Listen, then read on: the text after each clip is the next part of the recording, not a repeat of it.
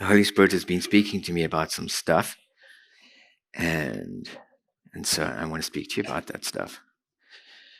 He's been talking to me a little bit about the fact that he is too small in our lives.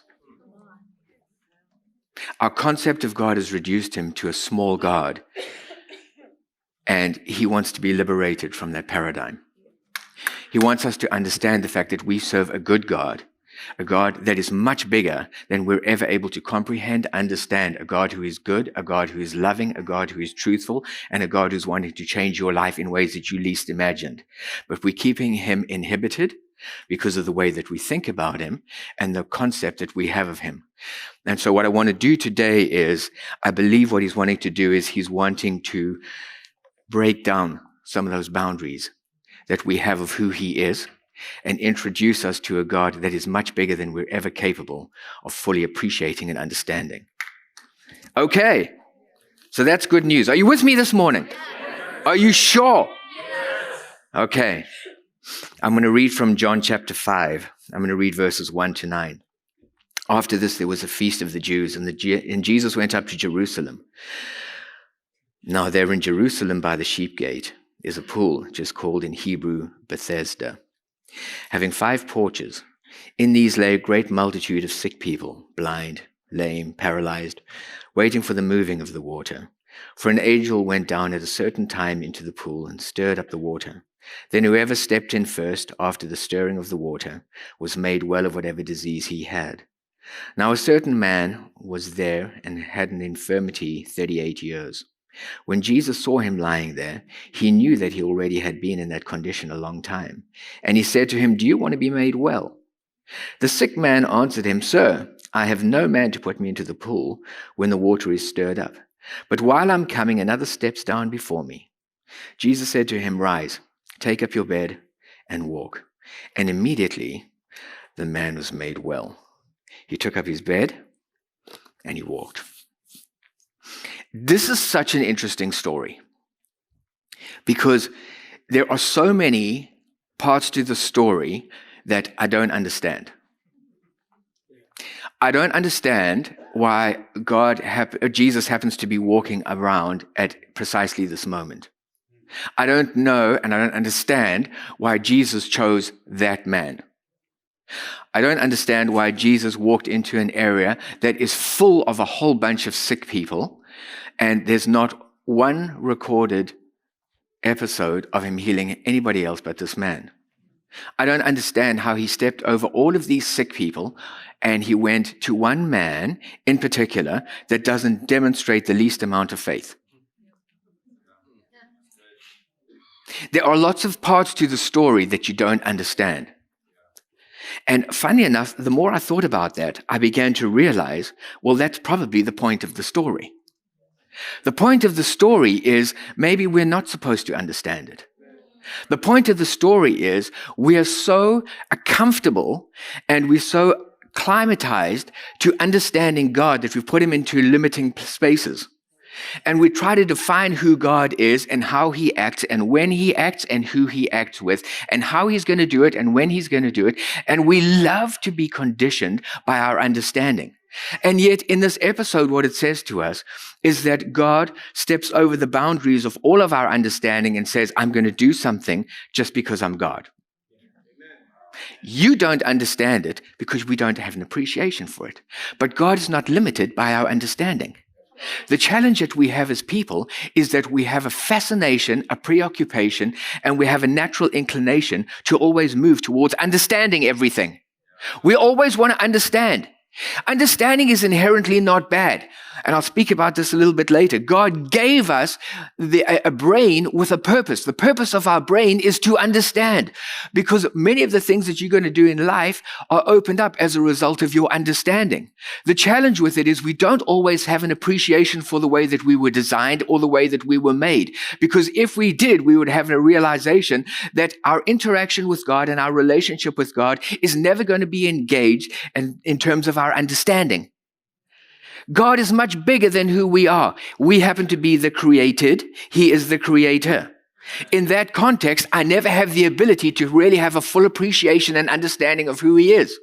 It doesn't mean that I don't strive and work towards having an appreciation and a value for who he is. But what it does mean is I don't put limitations in my life that unless I understand it, unless I appreciate it, unless I value it, unless I'm prepared to get it to a place where I can see how God is going to do it and when he's going to do it and how he's going to do it, I don't partner with God. The reason we have a small God is because if we don't understand him, I won't partner with him. If I don't understand him and I don't know how he's going to do it, I'll do it myself.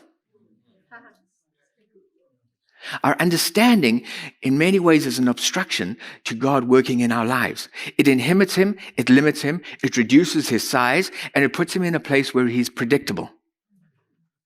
We never get surprised by God. And the funny thing about it is, if we have a look at the way that we were created, man was created to live from knowing, not from understanding. Man was created to live from knowing, not from understanding.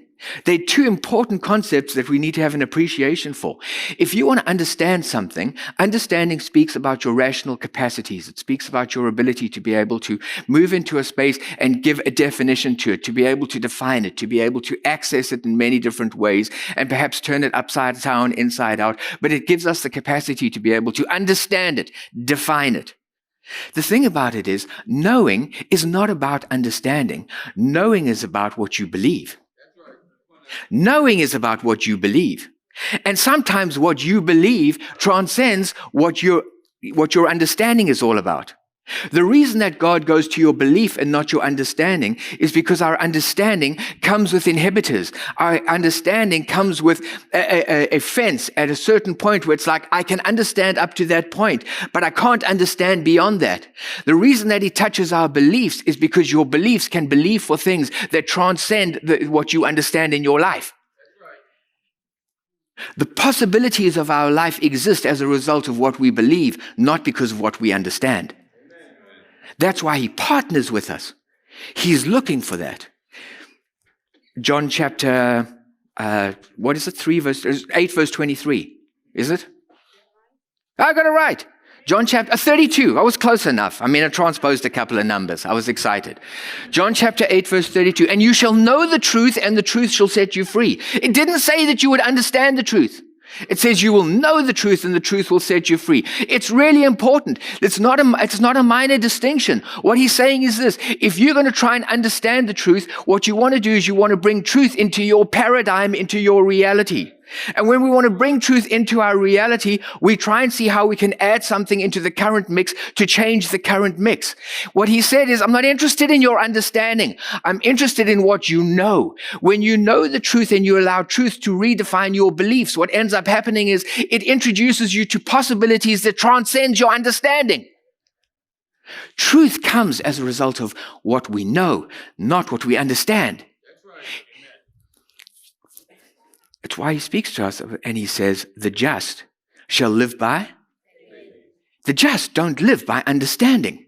Why? Because I serve a big God. And if I serve a big God is much bigger than my circumstance. A big God is much bigger than my situation. A big God is much bigger than my understanding of what's happening in my world right now. A big God is much bigger than my definition of who he is. Here's a shocker. He's also much bigger than your revelation. There's nothing wrong with revelation. You should pursue revelation, and I'll speak about that. But understand this. Revelation is progressive. It's giving us, Jesus is taking an aspect of who he is, and he's revealing that to us. Because I have an aspect and an understanding of that, I'm far from realizing it in its entirety.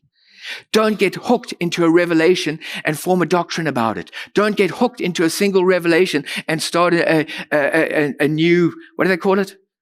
Baptist? That's the word, denomination. It was multi-syllabic. That's why I couldn't pronounce it. Don't form a new, what is it again? I've got doctrine in my head, denomination. Don't form a new denomination because you have a revelation. He's introducing you to something new. He's introducing you to something expansive. What he's saying is, I don't want for you to be limited where you are. I don't want you to be inhibited about your understanding. I want to introduce you to the possibilities of your life. The just shall live by faith. Why? Because God walks into our circumstance and into our situations, and he wants to engage you where you are. He's not interested in your understanding. He goes straight to the heart of the matter, and he says, let's touch on your beliefs. What does he do? I'll give you a part of who I am. I'll give you the substance of things hoped for. Why? Because he's giving me something that I'm hoping for, something that doesn't exist in my reality right now, something that should define my future, something that I want to move into, but it's not apparent right now. And it really doesn't matter if you can't see it, because the fact of the matter is I have a substance of what is hoped for. It establishes a new foundation in my life. The just shall live by faith, not by the parameters defined by my understanding.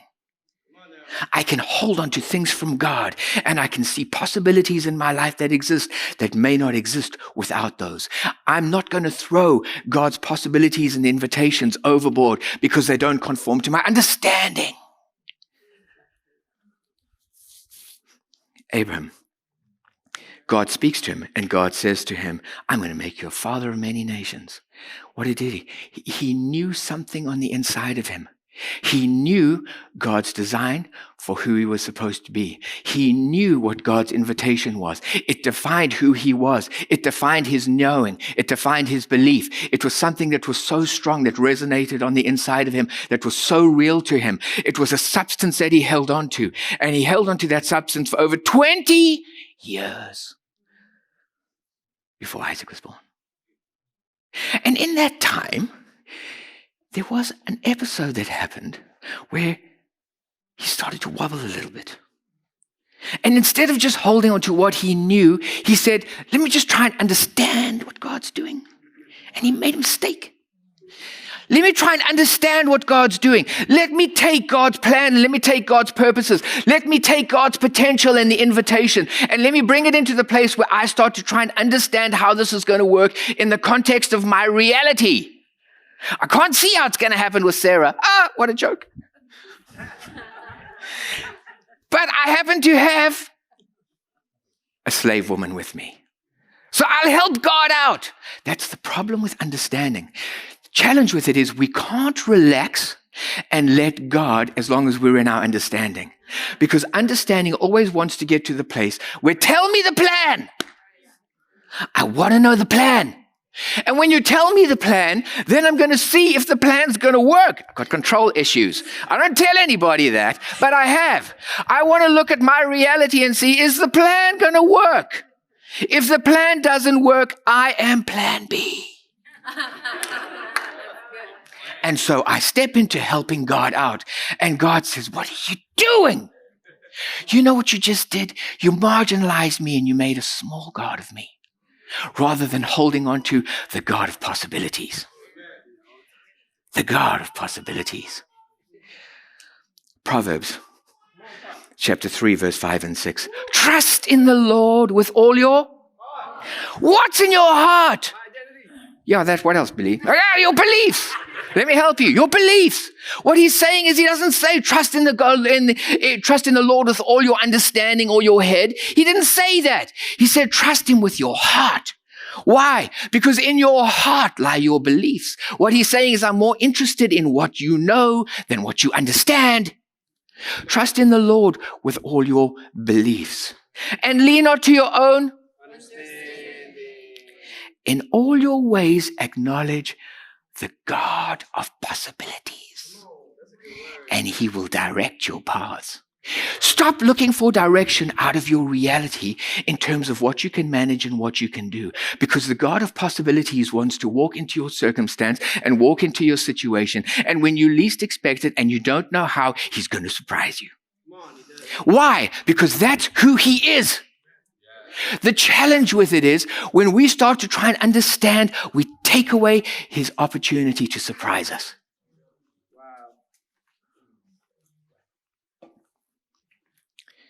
I have to hurry a little bit because I've got a bit of stuff I've got to get through. When we try to build relationship with God from our understanding, what ends up happening is we start a construction project. What we start to do is I start to gather together all of my understanding of who God is. I start to explore God in terms of I belong to this. What's this thing again? You see, I was just testing to make sure you're paying attention. What is my denomination about? What do they believe? And so I get all my denominational thinking and I pull that into my thing. And then what I begin to do is I move to a space where I begin to read all of the books that my denomination has ticked off. And then I just add to that so that but we don't go into those places because we don't really believe that kind of stuff. So what ends up happening is I'm building a concept. I'm building a paradigm of what God is all about. I'm constructing some arches of certainty. And I like to live under the arches of certainty next to the pool because everything is so neat and so certain and so safe and so designed. I like to come to church where I know how church is going to be. I like to come to church when we all sit in our pews and we sing from Golden Bells hymn books. Why? Because it's predictable, because it's what I know, because it's what I understand. And I like to live in that safe place because I'm able to define who God is. I've just constructed the arches of security for me. I'm so safe in that place because I've created a God and I know who he is and I know what he's about and I know how he acts and I know when he acts and I know when he moves and I know when he doesn't move. And I've ended up with a paradigm and a concept of God that is so safe. The challenge with it is this. When I'm really, really immersed in that, you know what I do? I invite everybody else in to come and have a look at my architectural wonder. Check how much I know. You want to know the verse? I'll speak to you about where it came from. I'll give you all the information you need to know about that. I'll tell you what the revelation is. I'll give you everything that you need to know. Aren't I great? I'm building arches. And I know how God works. You see, God doesn't walk into my story and just offer to make me healed and whole to pick up my mat and walk. That's not how he works. You see, how God works is the angel that he sends comes down and begins to stir the sea. Don't interrupt my story, Jesus. I'm telling you about how God works.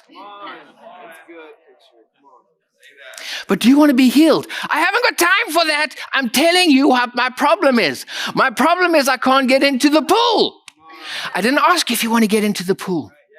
Do you want to step into possibilities? We miss God because we understand him and we're so safe and we're so secure in how he's going to work and what he's going to do. The challenge with it is this. What we do is we end up putting our confidence in the architecture and not the person. I'm so safe in that space, but I don't know. When Jesus came walking in, there was no reason why he should have chosen him. This wasn't an Abraham was a man of faith, the father of faith. He had nothing. And yet he comes face to face with Jesus, and even when Jesus is speaking to him about possibilities, he's telling Jesus how things should be. In his mercy and in his grace, he does something for somebody that he had no need to have to do. Why? I don't understand why. Can you live with not understanding? It's more important to be moved by faith than understanding. You see, the challenge with it is, as long as we want to live under the arches, where we understand everything that we understand, and we understand what we believe and who God is and why he is, the challenge with it is, we've set the parameters so tight that we serve a God of certainty. And when you serve a God of certainty, the challenge is that you've removed any opportunity to be surprised. So in essence, what you're saying is, your God is dull. Your God is boring. Why? Because he only does what I know and I understand. I haven't left any room in my economy to be surprised. God is not ever limited by who we are and our doctrine, our ideology, or that other thing that you all know about. He's not limited by any of those things. And my exhortation and my encouragement to you today is this: step outside of your understanding and step into knowing. God is not going to meet you in your understanding, but he'll meet you in your knower. He'll meet you in your knower.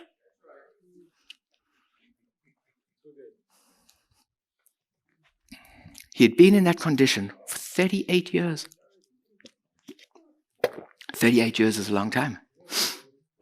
38 years is how long Israel was in the wilderness.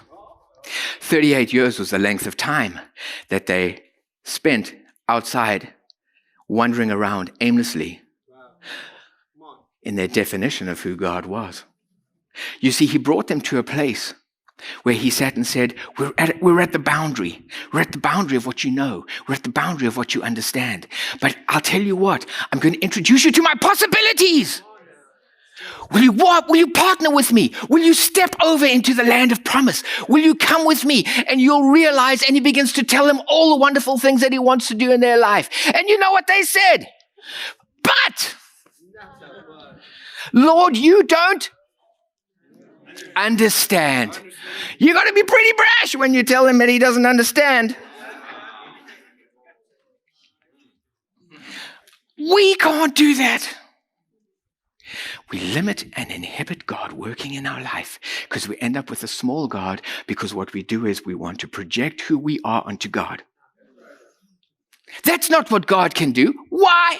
Because it's not what I can do. Just saying. Just saying. They wandered 38 years. 38 years. Do you know how many people are stuck out in the wilderness in religion? Do you know what religion is? Religion is when God comes and wants to introduce himself to us. And we don't want to meet him in our heart. We want to meet him in our head. So what we say is, pleased to meet you.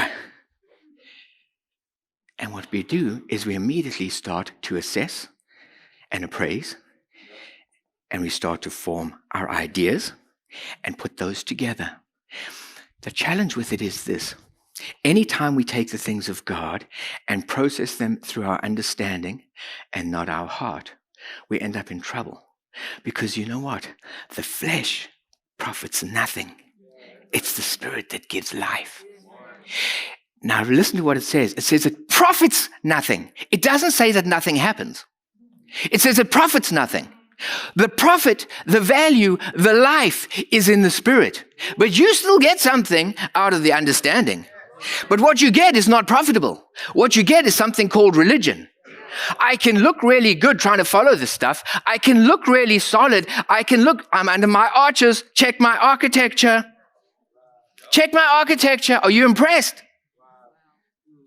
But I'm wandering out. I'm wondering. I'm still sick. I'm still stuck. And I'm still waiting for that pesky angel to stir those waters. Because God doesn't work any other way. That's how God works under the arches.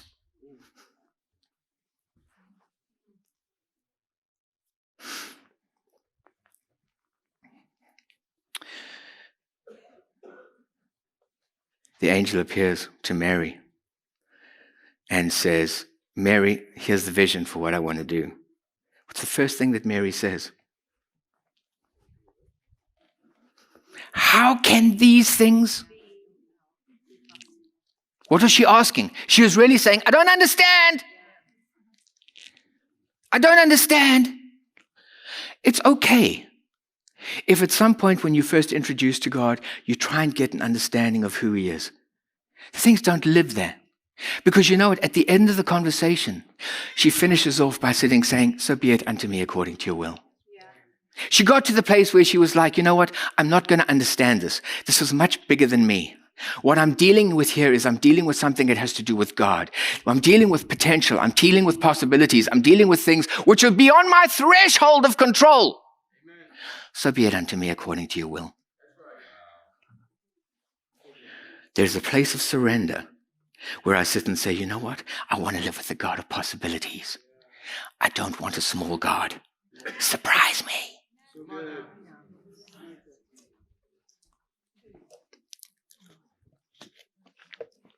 I was going to tell you something else.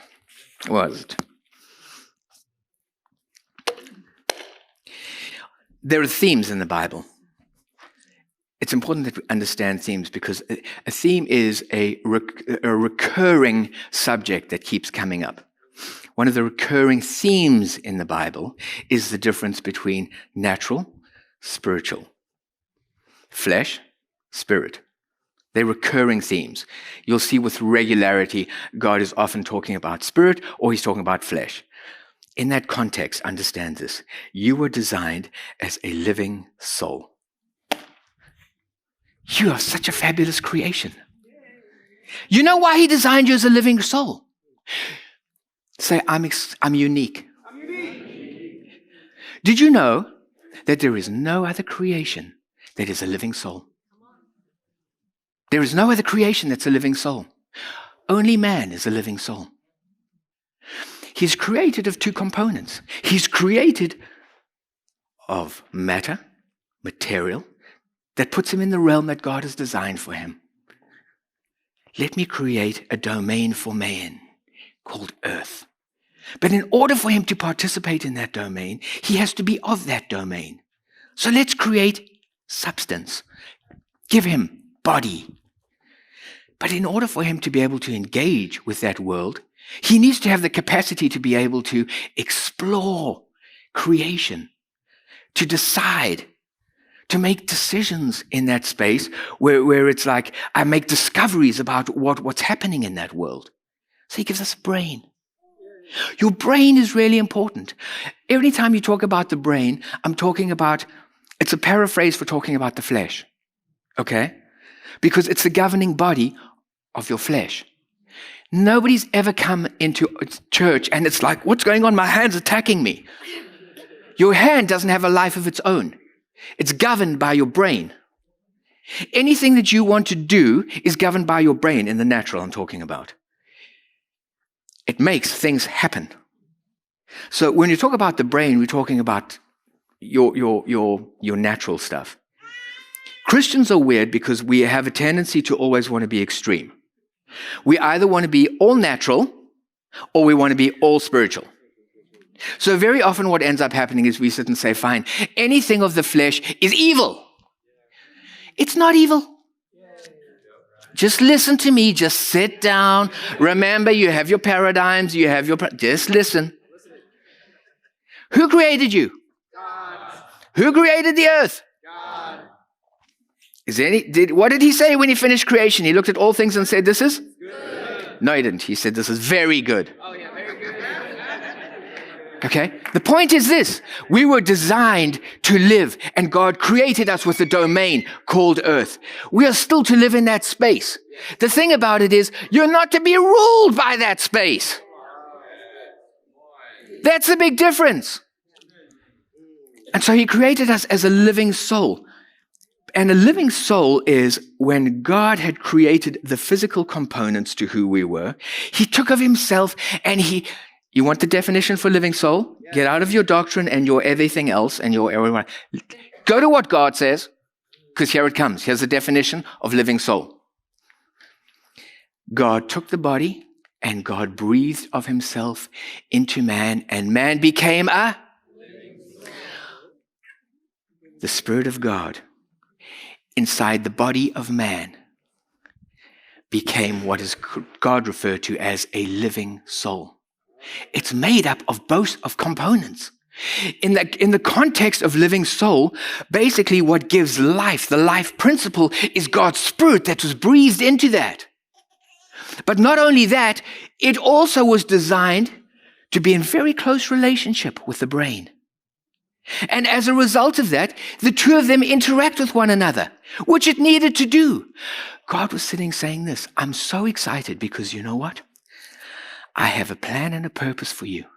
I'm going to give you a brain so that you can go out into the world and through the domain that I've given to you. And you can explore and you can discover and you can see this wonderful creation. And every time you see something new, every time you discover something fantastic, you can say, gee, don't we really serve a great God?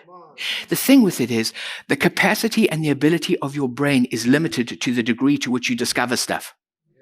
It's limited. It also is accessible. It's also the governing body to your senses. So everything that happens in that world comes in here, and not everything's good. So he says, fine, I've given you that, but I'll tell you what else I've given you. I've given you my spirit. At the very center of our spirit is something called a mind. It's spiritual. It defines who you are. Your mind has the capacity to relate to God. It also has the capacity to relate to your brain. The challenge with it is, in that space, I'm going to live and I'm going to give definition to every aspect of my life, including God. The challenge is when I take the things of God into my brain and I begin to process them there in terms of my understanding, and I allow that to inform my concept of who God is, it's going to be so limited. But God's not interested in being a limited God. He wants to be the God of possibilities. So what he says is, you don't get to define your future. If you want a future defined by possibilities, let me be the source of what defines that. Stop going to your brain to define who I am and meet me in a space called the heart. Why? Because that's who he is. He took of who he was and he put it in. Deep calls unto deep. In the center of your spirit, you have something. It's a capacity. It's not an organ. We're talking spirit stuff here.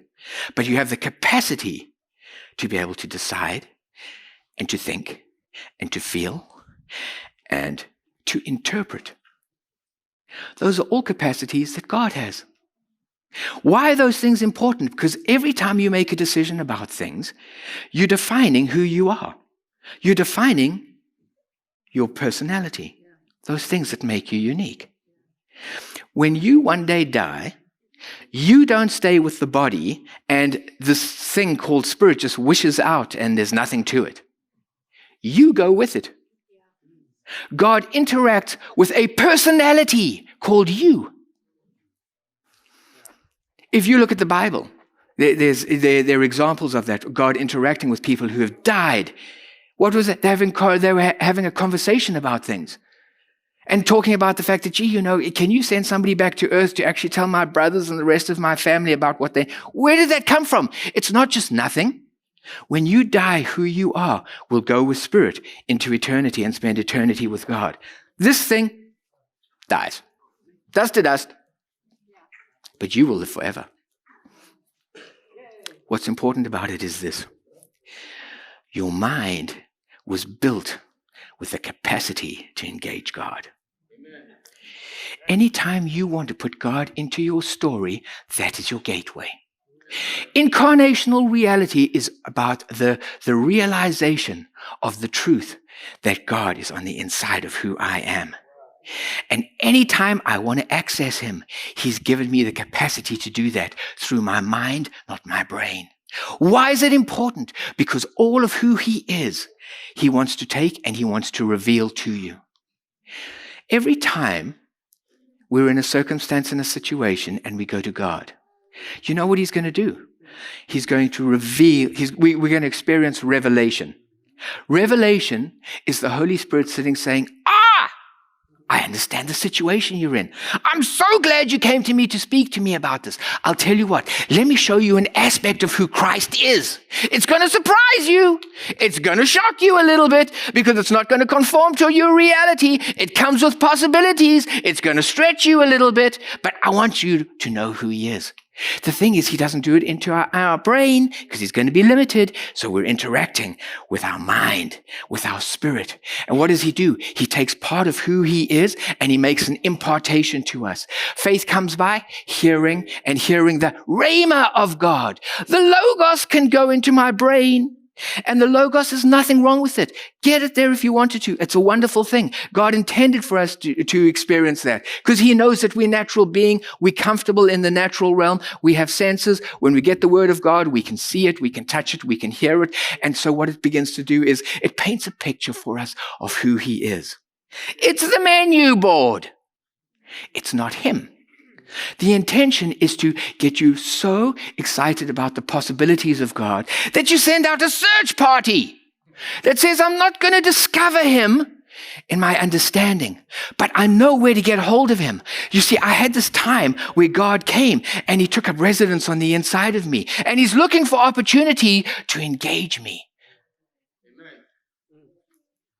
And in that space, he imparts things to me that are designed to take me beyond my capacity and where I am. They're called possibilities. Only he can do that. Only he can do that. Possibilities are not comfortable. Don't for a moment think that they necessarily are. You might be surprised by them and you'll enjoy them, but just because they're uncomfortable doesn't mean that it's wrong. You see, we like to live in the boat of understanding. We like that space because it's so safe. But when God invites us beyond our threshold, what he's saying is, come walk on the water. Come walk on the water. It's about possibilities. Step over the boat. Step beyond what you can control. Step beyond what you understand. Step beyond your limitations. And you might be surprised at what happens. And as long as I kept my focus on him, and as long as I saw the God of possibilities, and I'm connected with the God of possibilities, you're in a good space because you'll be experiencing some stuff beyond your limitations. You'll go into places that he's designed for you that nobody else can take you. But don't try to understand it. The minute you get into the middle of the situation and then I start to have a look at what's going on around me and I try to understand it, I want to go back to a small God. And I start to sink. We got a great God. We got a big God. Let me tell you, this is how much God loves you. You are so important to God and so valuable to God that even while we were separated from him and lived in a state of total confusion, he would do everything to get to those depths to come and redeem us. This is the God. This is what we gather from the Jesus story. We have a God who would go to hell so that he can have relationship with you. And so whatever you're going through right now, and whatever the challenge might be, and whatever the pain might be, whatever the limitations are, whatever is giving you angst, he wants to be at a place where he steps in and he meets us in that place. And when he meets us in that place, what he wants us to know is this. Now that I'm here, I'll never leave you nor forsake you. Now that I'm here in your life, now that I'm journeying with you, now that I am in the flesh and in your story, what could we do? My encouragement for you is this. Step beyond the threshold of limitations. Enjoy that because God has given you that to move into a space where you can live in a comfortable place in the world in which you find yourself. It's a good thing to know that a lot of that stuff. Understand the value, but don't understand it's a tool and nothing more. It's just a tool. It's a brain. But the essence of who you are, who defines me and how I live, is something that is reserved for me in relationship with God. In that space, he's going to invite us into possibilities that you've never experienced outside of that. That's part of the thrill of the Christian experience. Part of the wonder of the Christian experience is that we have access to possibilities that don't exist outside of God. Use them. Use them. Let him reinvigorate your life. Let him charge your life. Get outside of understanding and move into possibilities. Stop living by what I can control and move to a paradigm where I can start to get comfortable and I can get myself entrenched in a lifestyle of faith. Living in a place where I'm living in the expectation of the possibilities of what he could do. When you get to that space, you'll keep your eyes open for a big God. You should wake up every morning and you should be the happiest person on the planet. You have no reason to be in the doldrums. You have no reason to be in a bad mood. You know why? Because the God of possibilities will never leave you nor forsake you. Every morning when you wake up, you should sit and say, I wonder what I'm going to discover today. What an exciting day. It's an invitation to new discoveries. What are you going to discover this week? Wake up every day, and sit and say, show me your wonder. Surprise me. That's the God that we serve. It's always good to explore the things of God, but it's much better to know the things of God. Don't live in your head. It is a different way of living, migrating from our understanding to our heart. And it takes time, and it takes effort, because it's not something that comes naturally to us. But I promise you, it's a much better world. It'll change you and introduce wonder to your life like you've never known.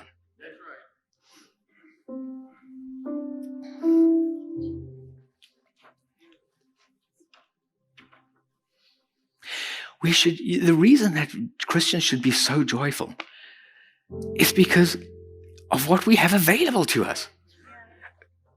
You see, when we step into possibilities is when we live in favor.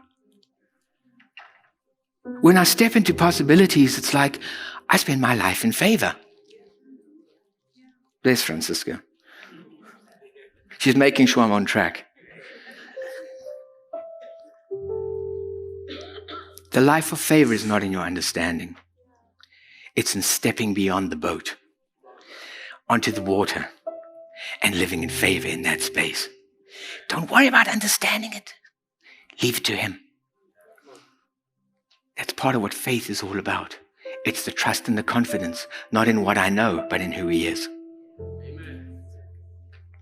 Father, I want to thank you for an incredible bunch of people who are filled with wonder and excitement for the possibilities that exist in you. I want to thank you that you are such a big God, that you're such a great God, that you're such an exciting God. I thank you that you take so much delight in surprising us. I want to thank you that you are so big and so expansive. Help us shed the shackles of our limitations. Open the eyes of our understanding beyond the limitations of where we are. Don't let us be confined and inhibited. Let us go into the world introducing possibilities.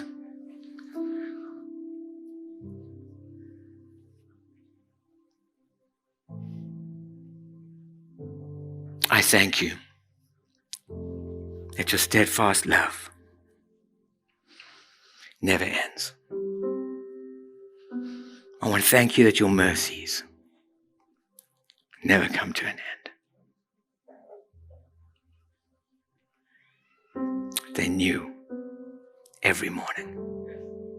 New every morning.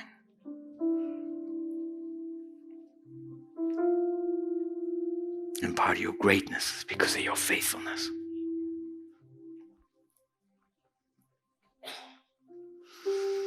In Jesus' name, amen.